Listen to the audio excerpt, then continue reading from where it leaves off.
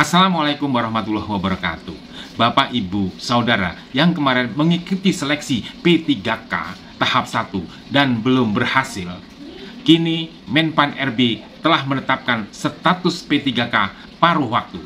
Apa itu status P3K paruh waktu? Mari kita simak informasi berikut agar lebih paham dan jelas.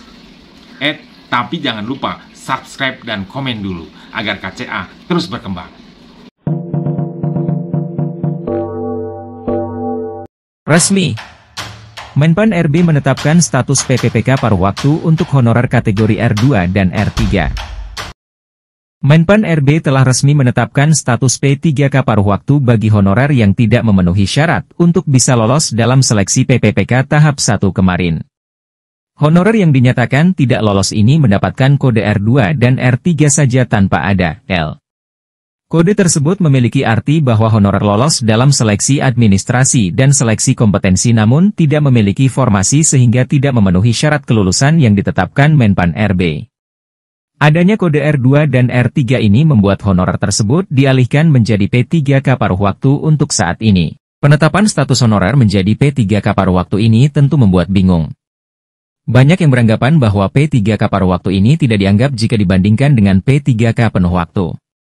Perlu diketahui bahwa P3K paruh waktu ini memiliki status sebagai aparatur sipil negara, ASN, dan mendapatkan NIP, nomor induk pegawai, dari pemerintah. Beberapa keuntungan yang didapatkan honorer berkode R2 dan R3 yang diangkat menjadi P3K paruh waktu.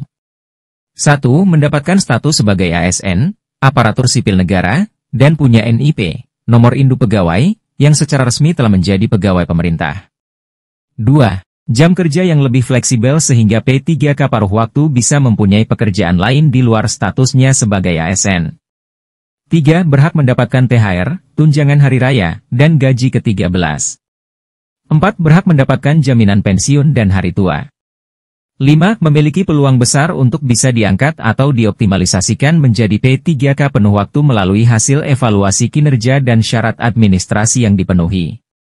Meskipun berstatus sebagai P3K paruh waktu, namun pegawai honorer berkode R2 dan R3 ini tidak berbeda jauh dari PPPK penuh waktu. Hal yang menjadi pembeda hanya pada jam kerja dan gaji yang diterima oleh P3K paruh waktu.